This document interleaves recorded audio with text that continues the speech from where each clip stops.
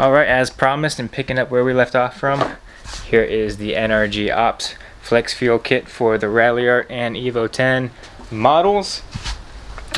Should be a straightforward install, so let's go ahead and jump right into it. So if you haven't watched my two previous videos, I did the Walbro 450 fuel pump and I did the inline fuel filter over there in the engine bay. So now here we are with the NRG Ops Flex Fuel Kit. So we're gonna go ahead and get this installed today, just to show you guys what's in the box. And that right there is it. So we're gonna go ahead and connect all that stuff today. You guys can go to nrgops.com and here's the Flex Fuel Kit, and it tells you instructions on how to do everything with pictures. So should be a reasonably easy install. If you guys get lost, go ahead and follow that. I'll link this down below as well. So once you have your back seat removed, you're going to find this green little tab. That is going to be your fuel pressure line. So you take a screwdriver, pick up on the end of it. This is already previously removed from the last video, but you're going to pick up on it and pry it off. And then you're going to remove this. So since this is already removed on me, there's no fuel that's going to come out. However, if you're doing it for the first time of the day, after the car's been running, there'll be a little bit of fuel that runs out. So you might want to have a rag handy, like I did. So there's that one. Disconnect that. Alright, after removing the green one, you're going to come over here, you're going to take your flathead, and you get right underneath this little metal clip. I had to find something even smaller. I used like this little tool. Got underneath it to pull this up. Gotta be very careful with it. Bend pretty easy. And once that pops up, it gives you the opportunity to go ahead and loosen that connector. And now they're saying that you can spread this apart and take this off. I'm gonna need two hands, but you spread these apart, pull it up, and then we can flip it around 180 to give us more room for our lines. So just like so, spread those apart. This pops right off. Here's on the other end. So we'll flip that 180, just like that. Just make sure when you sit it down, you actually hear the clicks. 2 clicks. So continuing on with the instructions, it tells you to go ahead and set up your flex fuel line like this, which I've done. So here's our little Bluetooth port, connects to this little elbow. Now we're also going to put this line attached to here. Got to make it look like that. Okay, to install this line on there, you're just going to take off this little end piece. Here's your Bluetooth adapter, the fuel. Here's that little piece we just took off. Just come sneak around right past that little groove. This comes right over,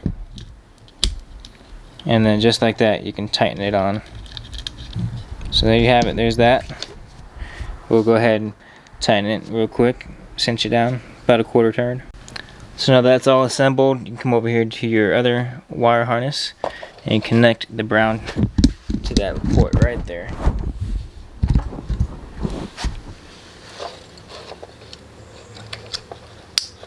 Just like so. So as you can see, our little project here, there was a little nipple piece that we had to cut off.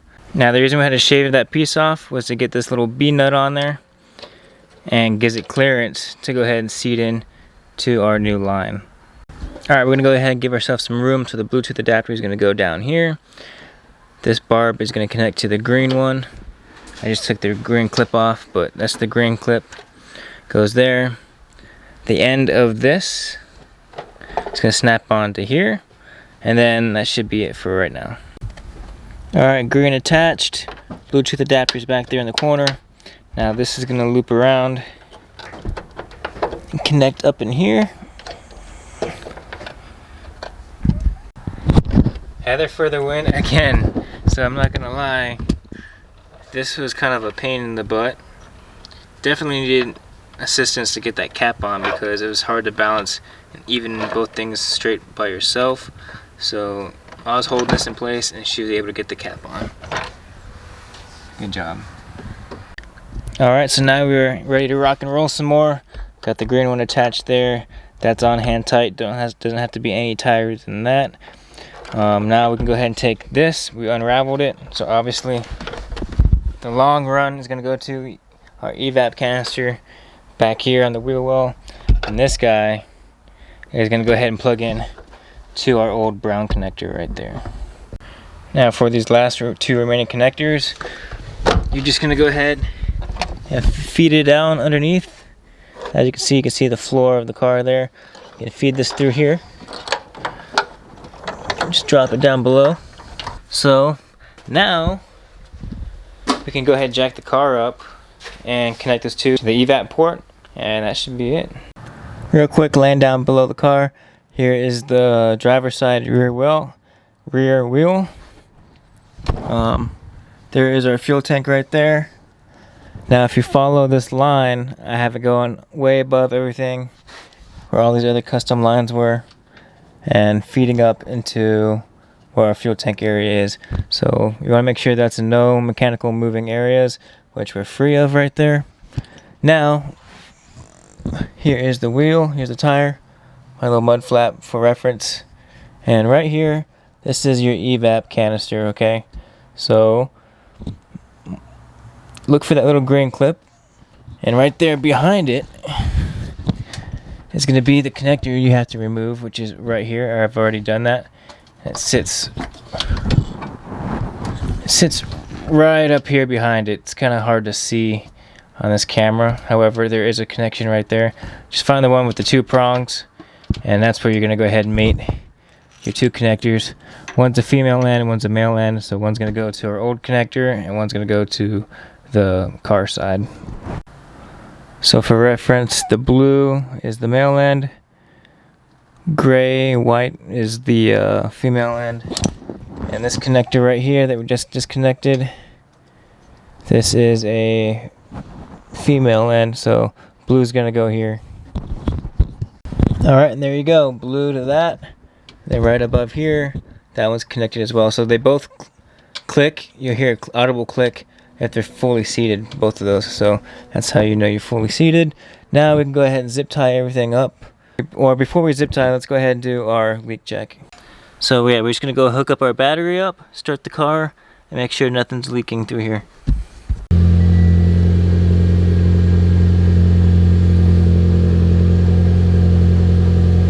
I don't see any leaks. Perfect. Perfect. Alright, last little view in here. All the connections are there. Have zip tied here, that way nothing's going to be really too loose. So now we're going to go ahead and close it up. Just like so, and we can go ahead and put our seats on, but before we do that, let's go ahead and zip tie underneath the car. Alright, just to show you how I got it set up, there's the evap canister, right? I'm basically following the other stock lines because Mitsubishi knows where to hide them, so I'll have to cut these, of course. Here's one coming up here, have another one there. I want to keep it away from all that stuff, so right above everything, that's where it's hanging on to. And then of course, like right here, I have it zip tied to that line and goes right to the fuel tank, right back there, not in the way of anything. So that's how I have it routed, basically following this line out of the way of everything.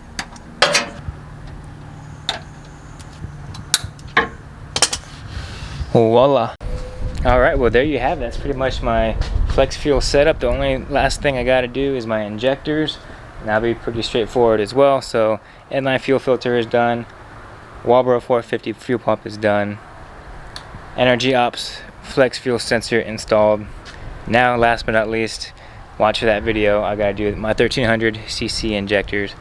After that, I'll be calling up the tuner and we'll get this car on the road. So pretty excited. Everything went pretty smooth for the most part today.